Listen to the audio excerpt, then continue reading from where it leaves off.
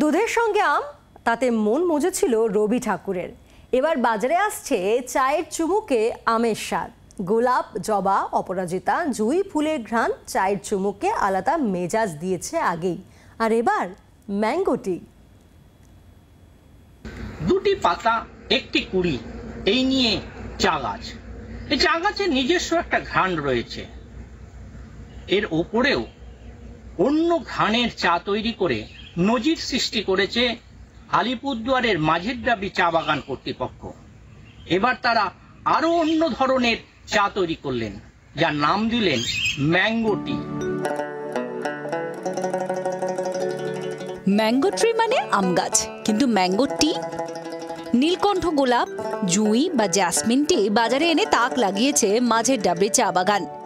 এবার আমের স্বাদে আর পুষ্টিতে ভরপুর চা এনেছে তারা।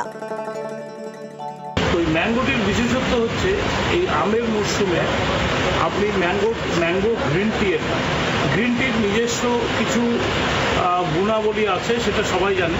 সেখানে ইমিউনিটি বুস্টার হয় গ্রিন টিতে, পাশাপাশি সেখানে ম্যাঙ্গো যোগ হওয়াতে সেখানে ভিটামিন এ এবং ভিটামিন সি অনেক বেশি পরিমাণে ডাইরেক্ট মানুষ ইনটেক করতে পারবে এবং শরীরে একটা ফ্রেশনেস আসবে।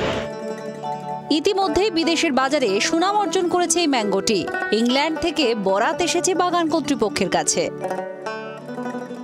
আলিপুরদুয়ার থেকে তপন দেব, জি 24 ঘন্টা। বাংলার আওয়াজ, বাঙালির আবেগ, জি 24 ঘন্টা।